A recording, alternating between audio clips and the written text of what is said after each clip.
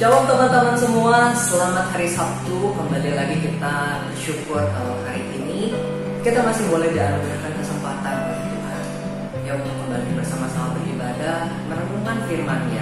Dan juga kita boleh punya kesempatan sekalipun kita tidak bertatap muka secara langsung, tapi kita bersyukur kalau kita masih boleh punya persekutuan secara rohani bersama dengan saudara-saudara seiman pada malam hari ini. Yuk teman-teman, saat ini saya ajak kita untuk menenangkan hati kita. Kita akan sama-sama mulai persurat doa kita. Mari kita tundukkan kepala kita, kita tenangkan hati kita sejenak, dan kita akan berdoa. Bapa kami yang di surga, kami sungguh bersyukur. Kami bersyukur karena Engkau adalah Allah yang baik dalam hidup kami. Kasih-Mu tidak terukur, kasih-Mu begitu panjang dan lebar di sepanjang kehidupan kami.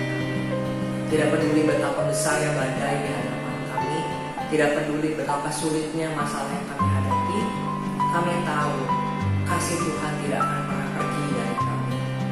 Engkau selalu ada bagi setiap kami, dan Engkau selalu menjadi tempat perlindungan yang sejati bagi setiap kami. Oleh karena itu ya Tuhan, pada malam hari ini kami mau datang untuk memuji nama-Mu, meninggikan nama-Mu, bersyukur karena Engkau ada bagi kami. Terima kasih Tuhan. Hanya dalam nama Anak Yesus Kristus kami bersyukur dan berdoa. Amin. Teman-teman semua, di awal persekutuan ini saya rindu mengajak kita semua untuk bisa bangkit berdiri, karena saya mau mengajak kita menaikkan satu pujian syukur kita kepada Tuhan. Tidak peduli seperti apa yang tadi saya katakan, tidak peduli apapun yang terjadi di hadapan kita, kita tahu kasih Tuhan itu selalu ada bagi setiap kita. Dia tidak pernah meninggalkan kita, kasihnya nyata bagi setiap kita. Oleh karena itu saya ajak kita untuk bersama-sama memuji Tuhan kita. Kita akan katakan betapa kami bersyukur karena kasih-Mu yang tidak pernah bisa kami ukur, yang panjang dan lebarnya melebihi apapun juga, tiada terukur.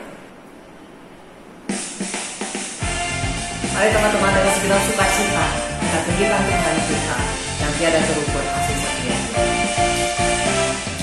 Tiada terukur besar kasih setia-Mu Tuhan, panjang dan lebarnya melebihi lautan, jauh tinggi mengatasi langit, dalamnya tak dapat ku selami. Kasih setia-Mu besar selamanya, kasih setia-Mu besar selamanya. Hatiku bersyukur, hatiku bersyukur, jiwaku memuji, mulutku pun bersorak memuji Engkau, Yesus. Ajaib perbuatan-Mu, besar anugerah-Mu, takkan berhenti ku memuji nama-Mu. Tiada terukur, tiada terukur besar kasih setia-Mu Tuhan, panjang dan lebarnya melebihi lautan,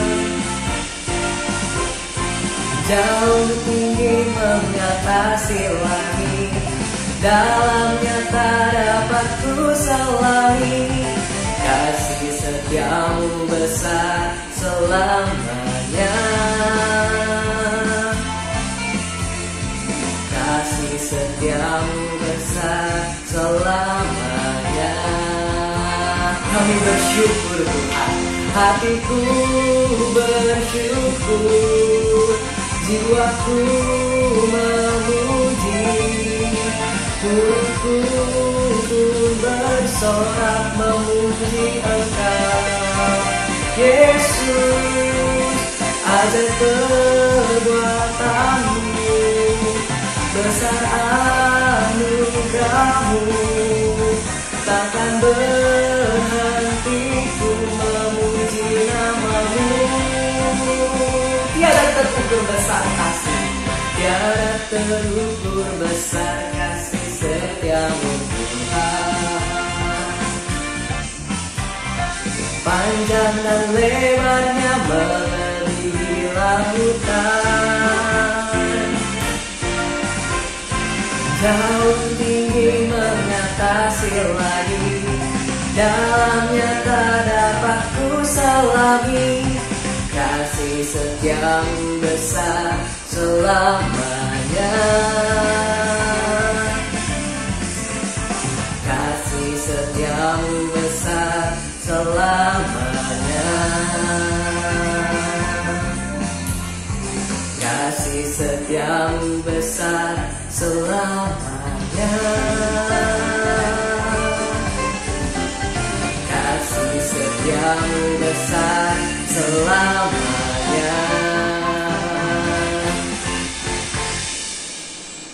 Sungguh segala kemuliaan hanya bagi Tuhan. Silakan duduk kembali teman-teman. Saat ini kita akan memakai waktu ini untuk mempersiapkan hati sebelum kita mendengar firman Tuhan. Biarlah malam hari ini ketika kita kembali merenungkan firman Tuhan, biarlah itu muncul dari kerinduan hati kita. Kerinduan hati kita untuk mengenal Tuhan lebih dan lebih lagi. Oleh karena itu saya mengajak kita menaikkan pujian mengenalmu sebagai persiapan hati kita untuk menyambut firman-Nya.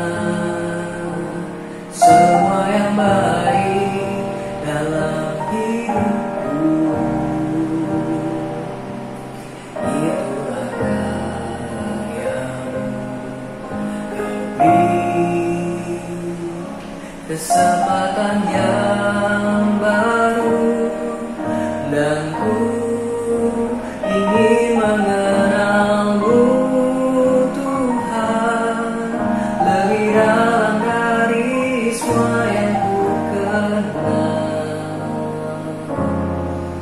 Tiada kasih yang melebihimu, ku ada untuk menjadi penyembahmu. Bila ku buka mata, bila ku buka mataku dan lihat wajahmu, ku terkagum. Bila ku lihat hidup dan karya tanganmu, kami tersanjung, ku tersanjung. Karena semua yang baik dalam hidupku, itulah karyamu. Kau beri kesempatan yang baru dan ku ingin mengenalmu Tuhan lebih dalam dari semua yang ku kenal. Tiada kasih yang melebihimu, ku ada untuk menjadi penyembahmu. Dan ku ingin mengenalmu Tuhan lebih dalam dari semua yang ku kenal. Tiada kasih yang melebihimu, ku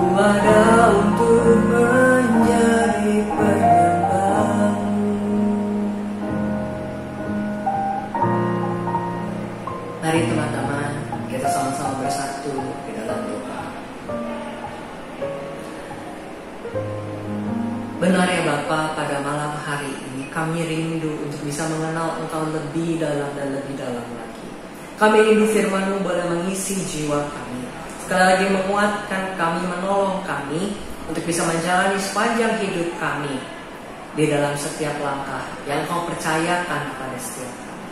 Pimpin hamba-Mu yang menyampaikan firman, dan kiranya Roh Kudus boleh bekerja melalui mulut hamba-Mu ini. Terima kasih ya Tuhan. Hanya dalam nama anak Yesus Kristus kami bersyukur dan berdoa. Amin. Teman-teman, pada malam hari ini tema perenungan firman Tuhan kita adalah spiritual zombie. Kita semua pasti sudah sangat akrab dengan istilah ini, zombie, atau dalam bahasa Indonesianya adalah mayat hidup. Kita mungkin sering melihat kemunculan zombie itu berkaitan dengan hari-hari akhir dunia ini, begitu ya. Jadi kita melihat banyak film yang bercerita tentang akhir dunia ini itu akan diakhiri ketika manusia mengalami mutasi genetik, gitu ya, sehingga lewat berbagai percobaan ilmiah sehingga mayat-mayat itu bisa hidup kembali dan mulai memusnahkan umat manusia. Tapi mungkin teman-teman, selain dari film, mungkin kita juga tahu gitu ya, di sekitar kita mungkin dari berita atau dari berbagai media lainnya kita tahu bahwa sebenarnya mayat hidup juga mungkin kita pernah lihat di dalam berbagai ritual tradisi tertentu. Ya, di beberapa daerah punya ritual tradisi secara magis menggunakan kuasa tertentu membangkitkan mayat yang sudah dimakamkan sehingga bisa berjalan, bergerak, melakukan berbagai aktivitas padahal sudah lama dimakamkan. Itulah mayat hidup. Sehingga teman-teman, saya yakin setiap kita sudah cukup akrab dengan apa yang disebut dengan zombie, baik yang sering kita lihat di film-film ataupun yang kita dengar dari berbagai media informasi. Teman-teman, saya sendiri adalah seorang penggemar film atau game zombie begitu. Meskipun saya nggak suka jump scare gitu, saya nggak suka dikagetin begitu, tapi khusus untuk film bergenre zombie ini saya suka begitu, sehingga saya selalu tergugah ketika ada game atau ada film yang bertemakan zombie begitu. Sehingga sebenarnya saya agak semangat gitu ya malam hari ini kalau membawakan tema yang berbicara tentang zombie. Nah teman-teman, saya bukan ahli zombie, begitu, saya bukan ahli zombie, tapi ketika saya melihat sejumlah film dan juga bermain sejumlah game, maka untuk mengawali pembahasan firman Tuhan hari ini, saya ingin memulai dari hal yang paling mendasar. Ketika berbicara soal spiritual zombie, maka saya ingin mengajak kita untuk memikirkan tentang seperti apa zombie itu. Artinya teman-teman, apa yang menjadi ciri-ciri utama zombie? Nah, saya menuliskan setidaknya ada 3 hal yang menjadi ciri-ciri utama zombie. Apa saja 3 ciri-ciri itu? Maka yang pertama adalah zombie itu bergerak tapi tidak punya nyawa, alias mati. Ya. Zombie itu bergerak namun dia tidak punya jiwa. Dari berbagai penggambaran di film ataupun dimanapun, kita tahu zombie itu bisa jadi adalah mayat yang sudah dikubur dan dibangkitkan lagi. Ya, mayat yang sudah lama dimakamkan, sudah lama meninggal kemudian dibangkitkan lagi. Atau di film-film kita lihat adalah orang yang diserang zombie kemudian mati dan karena terinfeksi hidup lagi sebagai zombie, dalam tanda kutip hidupnya ya. Nah, sehingga teman-teman, bagaimanapun zombie bergerak, berlari, menerjang mangsanya dengan liar, zombie itu pada hakikatnya adalah mayat, jasad tanpa nyawa, mati sekalipun bergerak. Itu ciri-ciri yang pertama dari zombie, bergerak tetapi tidak punya nyawa. Kemudian kita masuk ke ciri-ciri yang kedua. Ciri-ciri yang kedua adalah terus membusuk. Terus membusuk. Artinya teman-teman, kalau kita lihat zombie gitu ya, gak pernah saya yakin kita melihat gambaran zombie itu dalam keadaan yang mulus, sempurna, shiny, shimmering, splendid. Enggak. Betul gak? Kita gak pernah ada penggambaran zombie yang seperti demikian. Zombie itu selalu penuh dengan luka, berdarah, bahkan bermutasi begitu menyeramkan, begitu ya, sehingga itu yang menjadi gambaran yang melekat pada diri zombie. Kenapa zombie bisa punya gambaran yang sebegitu menyeramkan, teman-teman? Karena memang zombie adalah mayat, artinya tubuhnya sudah tidak memiliki metabolisme untuk memulihkan tubuhnya. Artinya teman-teman, meskipun mereka seakan hidup, tapi tubuhnya tidak pernah bisa pulih lagi. Mereka seakan hidup, padahal tubuh mereka terus rusak dan terus membusuk. Demikianlah zombie. Dilukai, tidak pulih lukanya. Lukanya tetap ada. Sebab tubuhnya tidak punya kemampuan untuk mengobati dirinya sendiri seperti manusia yang masih hidup. Betul bukan? Maka dari itu itulah ciri-ciri yang kedua, zombie akan terus membusuk.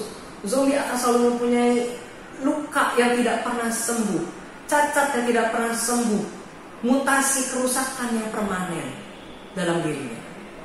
Dan kemudian teman-teman, ciri yang ketiga dari zombie adalah mati rasa.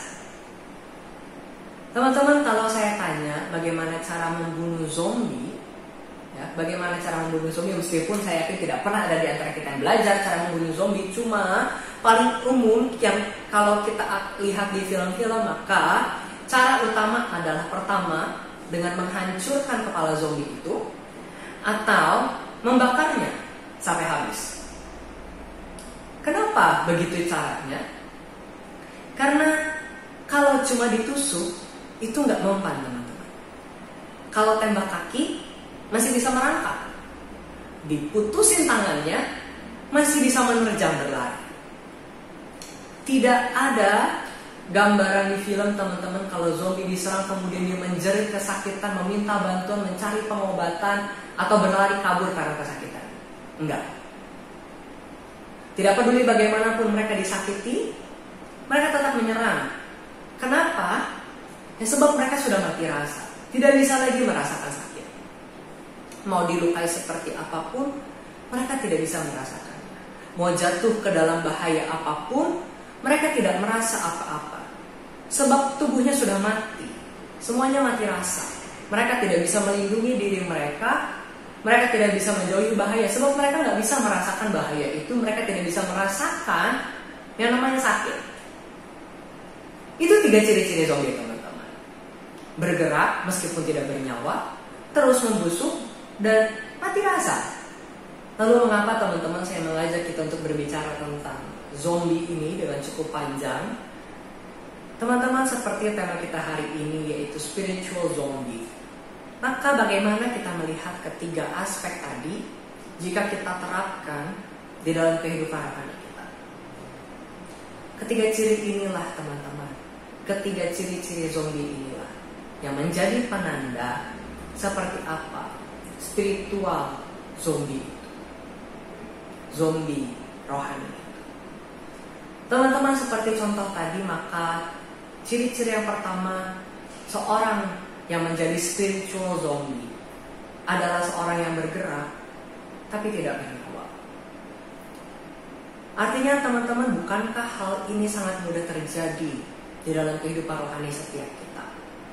Kita bergerak, kita melangkahkan kaki kita ke gereja, kita dengan aktif melayani, kita suka ikut retreat atau berbagai kegiatan gereja lainnya. Namun di dalam jiwa kita sesungguhnya tidak ada rasa apa-apa. Kita hanya bergerak tanpa kehidupan. Kita melakukan segala sesuatu rasanya hanya sebagai formalitas. Tidak ada cinta, tidak ada kerinduan. Kita bergerak, kita berjalan, tapi hanya fisik saja, hanya tubuh kita yang berjalan. Tidak ada jiwa kita di sana. Kita masuk pintu gereja seringkali hanya untuk memenuhi tuntutan. Kita datang melayani, sangat mudah itu didasari oleh keinginan untuk dilihat orang, bukan karena perasaan atau jiwa kita. Dan terus membusuk. Teman-teman, terpuruk, murung, sedih, merasa letih dalam jiwa itu adalah hal yang wajar. Merasakan capek di dalam jiwa itu sesuatu yang wajar. Namun teman-teman, seorang zombie rohani adalah mereka yang tidak dapat memulihkan semua perasaan itu. Seorang zombie rohani adalah mereka yang tidak bisa menemukan dari mana pemulihan itu, tidak pernah bisa merasakan kepuasan, kelegaan di dalam hidupnya. Teman-teman juga jatuh dalam dosa, mengulangi dosa yang sama, jatuh ke dalam dosa itu adalah bagian dari kondisi manusia yang telah jatuh setelah kejatuhan Adam dan Hawa. Namun teman-teman, mereka yang menjadi zombie rohani adalah mereka yang sudah terpuruk, juga tidak mau bangkit, tidak punya keinginan atau tidak punya dorongan untuk bangkit, sebab mereka tidak punya sehingga mereka tidak punya kemampuan untuk melawan dosa. Mereka tidak punya kemampuan untuk menutup kerusakan hatinya. Mereka tidak dapat menjahit luka hatinya, sebab telah mati rasa rohani. Mereka tidak tahu apa yang salah dalam dirinya, dan tidak tahu apa yang benar yang harus mereka cari. Dan ciri yang ketiga, mati rasa. Seorang yang merupakan zombie rohani adalah mereka yang tidak lagi merasakan apa-apa di dalam perjalanan rohani. Tidak ada sukacita, juga tidak ada duka cita. Tidak ada kesenangan, juga tidak ada ketakutan. Tidak ada kelegaan, juga tidak merasakan rasa sakit. Secara nyata, orang-orang seperti ini, meskipun seberapa banyak berkat yang Tuhan berikan kepadanya, yang ia terima, ia tidak bisa merasakan itu sebagai berkat dari Tuhan. Dan seberapa banyak dosa yang ia lakukan, seberapa terpuruknya dia, juga tidak ada penyesalan atau tidak ada rasa takut ketika akan mengulanginya lagi. Sebab hatinya sudah mati rasa, tidak dapat lagi merasa. Semuanya terasa datar saja. Teman-teman, setiap manusia rentan untuk menjadi zombie rohani. Sejak manusia jatuh dalam dosa, manusia telah kehilangan semua kemampuan itu. Manusia terjebak di dalam kondisi menjadi spiritual zombies di dalam kehidupannya. Oleh karena itu, apa yang perlu kita lakukan, teman-teman? Oleh karena itu, saya mau mengajak kita membaca satu bagian firman Tuhan dari Yohanes 1 ayat yang ketiga sampai yang kelima. 3 ayat saja. Yohanes 1 ayat yang ketiga sampai yang kelima. Demikian firman Tuhan. Segala sesuatu dijadikan oleh Dia, dan tanpa Dia tidak ada satupun yang telah jadi dari segala yang telah dijadikan. Dalam Dia ada hidup, dan hidup itu adalah terang manusia. Terang itu bercahaya di dalam kegelapan, dan kegelapan itu tidak menguasainya. Sampai sedemikian membaca firman Tuhan kita, teman-teman. Teman-teman, dari ketiga ciri-ciri zombie yang tadi sudah kita sebutkan, sesungguhnya ada satu benang merah yang pada akhirnya membedakan zombie dengan manusia hidup. Yang mana zombie, yang mana manusia biasa. Ketika dua-duanya wujudnya masih manusia, dua-duanya masih bergerak, tetapi yang membedakan antara zombie dengan manusia adalah hidup. Zombie tidak memiliki hidup, sementara manusia memiliki hidup. Dan itulah juga, teman-teman, yang sesungguhnya menjadi solusi, yang menjadi jalan keluar dari kezombian rohani kita, yang dapat meloloskan kita dari kondisi sebagai spiritual zombie, datang kepada hidup, mencari hidup itu. Dan teman-teman, dari firman Tuhan yang sudah kita baca tadi dari Yohanes 1 ayat 3 sampai 5, kita tahu bahwa dengan jelas Yesus Kristus, Allah kita itu adalah sumber hidup. Allah adalah sumber hidup. Teman-teman, dari pembacaan tadi kita mengetahui ada dua hal. Pertama adalah Allah adalah yang memberi hidup kepada tubuh kita. Allah adalah sang sumber hidup bagi jasmani, bagi raga kita. Teman-teman, dari ayat yang ketiga kita melihat bahwa dikatakan bahwa segala sesuatu dijadikan melalui Dia, yaitu Yesus, sang firman itu. Dan tanpa sang firman itu, tanpa Yesus, tidak ada mungkin yang bisa dijadikan. Artinya, teman-teman, Allah lah yang menjadikan setiap kita. Oleh karena Dialah kita bisa ada dan hidup, teman-teman, saat ini. Secara fisik, secara jasmani, kita ada. Sebab Dia yang memberikan hidup itu, Dia yang menjadikan kita hidup. Di dalam Kejadian yang pertama Allah mengatakan bahwa segala sesuatu jadi oleh karena firman. Oleh karena itu kita tahu bahwa Allah adalah sang sumber hidup itu. Kalau bukan dari Allah, dari siapa lagi? Tidak ada satupun yang dapat memberikan nyawa bagi tubuh kita selain daripada Allah. Teman-teman, seperti yang sudah saya singgung tadi di awal, bahwa di Indonesia khususnya ada beberapa suku tertentu yang memiliki tradisi untuk membangkitkan mayat dari kematian. Mayat yang sudah berpuluh-puluh tahun bahkan dikuburkan, bisa mereka bangkitkan lagi dalam tanda kutip dengan ritual mereka. Membuat mayat itu bisa berjalan, bergerak, makan, melakukan aktivitas untuk sekian waktu. Mereka bisa membuat mayat-mayat itu bergerak. Tetapi tidak ada satupun di antara mereka yang bisa membuat mayat-mayat itu sungguh-sungguh hidup. Mereka tidak bisa membuat mayat menjadi hidup. Sebab kehidupan hanyalah dari Allah, tidak dari makhluk lain. Tidak ada makhluk apapun di dunia ini selain daripada Allah yang mengendalikan hidup. Dan dengan sangat jelas pasti kita juga mengingat kisah yang sangat terkenal ketika Yesus sendiri yang membangkitkan Lazarus dari kematian. Atau kisah Petrus yang membangkitkan Dorcas dari kematian. Dengan sangat jelas kuasa kehidupan secara fisik ini hanyalah dari Allah, bukan dari yang lain. Tidak ada satupun yang bisa memberikan hidup pada tubuh kita selain daripada Allah. Namun yang kedua, teman-teman, ketika malam hari ini kita bersama berbicara tentang hal yang berkaitan dengan jiwa, maka kita juga tahu bahwa Allah jugalah yang menjadi sumber hidup bagi jiwa kita.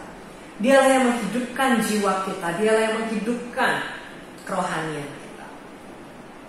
Teman-teman, di ayat yang keempat dikatakan bahwa di dalam Dia adalah hidup. Hidup ada di dalam Yesus. Firman itu adalah sumber kehidupan.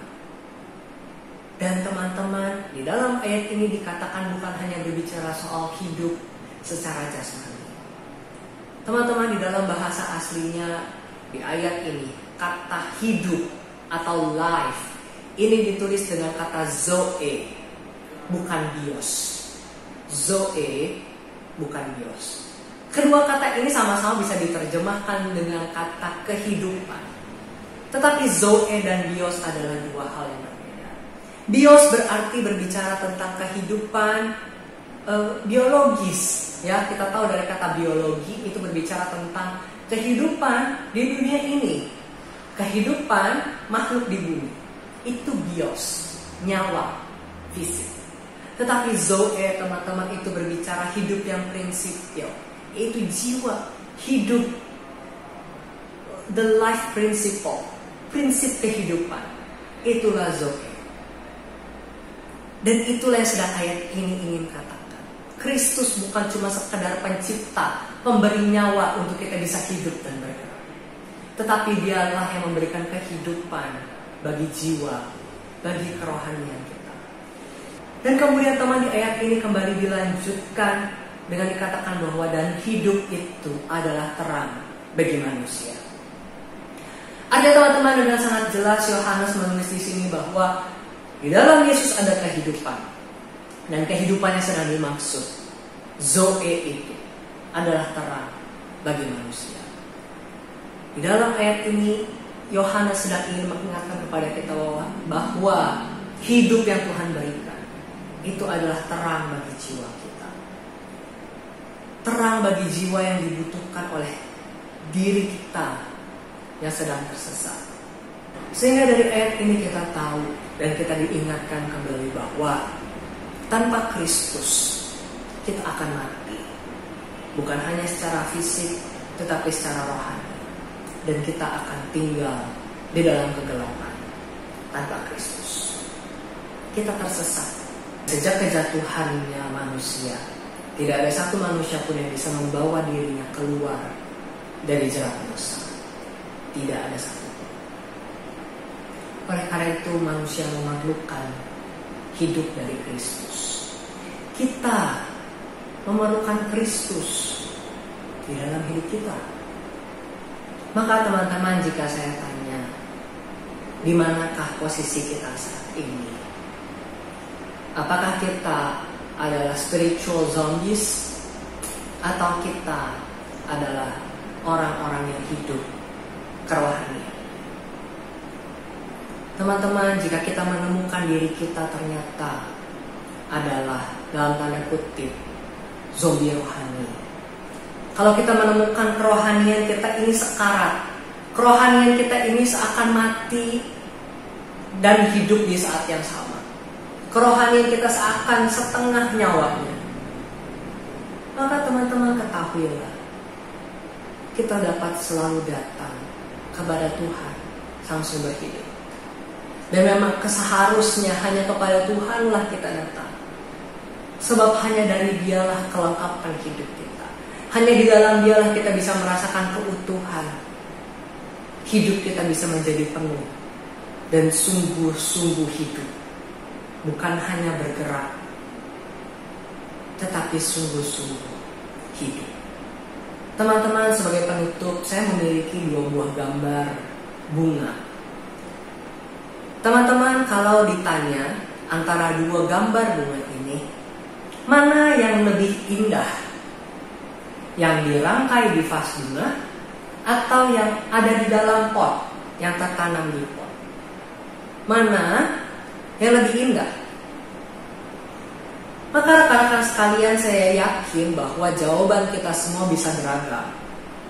Ada yang bisa suka dengan bunga yang di dalam vas, mungkin ada yang suka bunga yang di dalam pot, atau mungkin beberapa dari kita merasa sama aja dua-duanya, mawar dua-duanya, warnanya pink, sama kok indahnya, atau malah sama-sama kok nggak indahnya. Pendapat kita bisa berbeda kalau ditanya mana yang lebih indah. Tetapi teman-teman, kalau ditanya mana di antara kedua bunga ini yang sungguh-sungguh hidup, maka mana? Yang mana? Jawabnya. Maka bukankah bunga yang terletak di dalam vas mungkin detik itu masih mengambil air, masih mengambil kehidupan dari air. Tapi sampai kapan? Seberapa kuat? Sesungguhnya bunga itu telah mati, terputus dari akar. Dia tidak bisa lagi mendapat makanan yang sejati itu. Dalam hitungan jam atau dalam hitungan hari, dia akan mati. Sebab dia tidak sanggup lagi menopang dirinya sendiri tanpa akar. Dan sesungguhnya tanaman yang sungguh-sungguh hidup adalah tanaman yang tertanam di dalam tanah, yang melekat pada batang utama, yang melekat pada akar, yang mencari yang memberikan sumber makanan sejati, yang mengalirkan kehidupan yang sejati bagi tumbuhan itu. Sehingga 2 bunga ini bisa dikatakan sama-sama indah. Namun jelas, yang satu hidup, yang satunya lagi mati. Lalu bagaimana dengan kerohanian kita? Di manakah saat ini kerohanian kita tertanam? Apakah masih menancap kepada batang utama dan kepada akar? Atau sudah terputus dan kita hanya berjuang seorang diri tanpa Tuhan? Teman-teman, belum terlambat. Tangan Tuhan selalu menantikan kita untuk kembali. Tuhan ingin melepaskan kita dari keterpurukan kita, mengembalikan kita ke dalam relasi yang sejati di hadapan-Nya. Mari saat ini secara pribadi kita tenangkan hati kita. Kita datang kembali kepada Allah, Sang Sumber hidup itu. Kita mohonkan kepada-Nya agar Dia sungguh-sungguh mengisi, melengkapi hidup kita, sehingga hidup kita boleh terasa penuh, hidup kita boleh sungguh-sungguh penuh, dan sungguh-sungguh hidup. Mari kita tenangkan hati kita.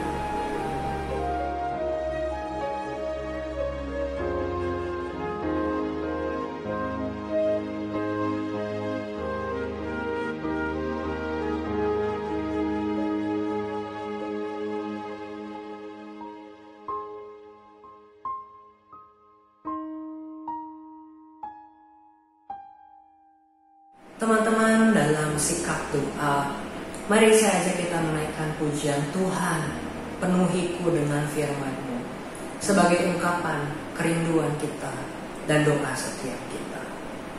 Tuhan, penuhi.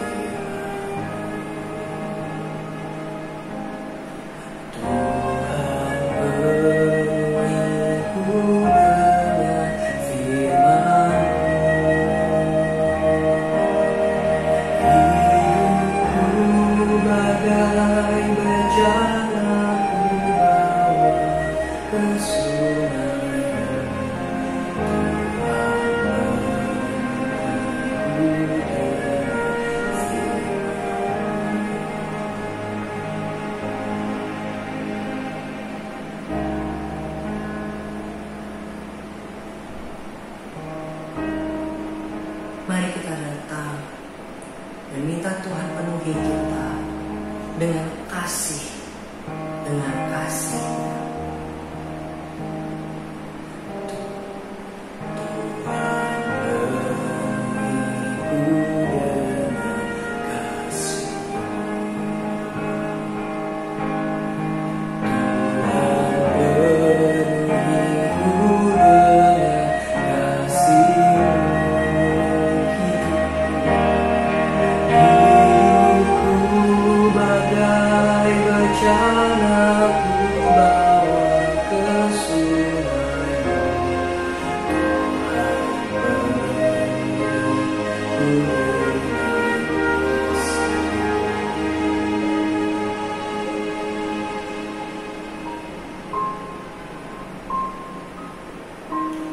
Mari kita bersatu di dalam doa. Ya Bapa ini setia kami datang menjadikan hidup kami sebagai bejana yang kosong sesungguhnya, bejana yang sesungguhnya tidak layak. Namun Tuhan, kami rindu kami diisi, kami dipenuhi oleh firman-Mu, kami dipenuhi oleh kasih-Mu, sehingga kami boleh mengalami kepuasan yang sejati di dalam-Mu. Kami boleh sungguh mengalami kasih Tuhan di dalam hidup kami. Kami boleh sungguh mengalami hidup yang benar-benar hidup yang sejati, yang daripada Engkau. Terima kasih Tuhan. Kiranya Engkau Allah Roh Kudus terus menolong kami, menuntun kami di sepanjang hidup kami. Hanya dalam nama Anak Yesus Kristus kami bersyukur dan kami berdoa. Amin. Ya teman-teman, bersyukur sekali kalau malam hari ini kita masih boleh beribadah bersama-sama. Teman-teman, ada dua pengumuman yang ingin saya sampaikan di akhir persekutuan kita. Yang pertama adalah minggu depan. Minggu depan tanggal 8 kita akan bersekutu di dalam Zoom, teman-teman. Jadi yuk kita sama-sama gabung di dalam Zoom dan kita akan sama-sama berbicara tentang satu tema di dalam Youth Talk kita di Zoom minggu depan adalah tentang childhood memories, kenangan masa kecil, ya, tentang apa aja sih yang kita ingat dari masa kecil dan begitu kita masih kenal hingga hari ini. Nah, minggu depan kita akan sama-sama berbicara tentang hal ini dan kita akan merenungkan firman Tuhan dari apa yang sama-sama kita bicarakan di dalam Youth Talk kita di dalam Zoom minggu depan.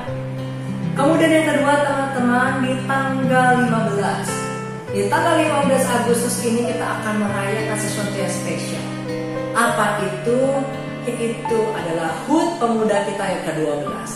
Jadi biasanya HUT Pemuda kita adalah di akhir Juli, tetapi karena kondisi seperti saat ini sehingga ada beberapa persiapan yang tertunda.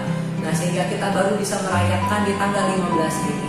Nah, teman-teman, akan ada beberapa hal khusus yang akan kita lakukan bersama sekalipun kita belum saling berjumpa.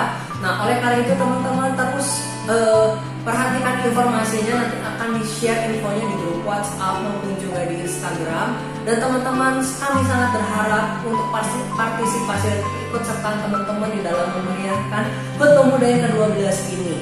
Sehingga sekalipun kita terpisah oleh corona, kita tetap bisa punya persekutuan yang hangat. Dan ulang tahun kita bersama kali ini boleh menjadi momen yang berharga bagi setiap kita, ya. Jadi kita sama-sama nantikan perayaan HUT yang ke-12 ini, dan untuk setiap acara yang akan kita lakukan sebagai persiapan menyambut HUT ini, saya harap teman-teman yuk kita sama-sama partisipasi sehingga HUT ini boleh menjadi HUT yang berkesan bagi setiap kita. Oke teman-teman, sampai di sini persekutuan kita. Silakan teman-teman boleh ambil waktu teduh. Tuhan Yesus memberkati.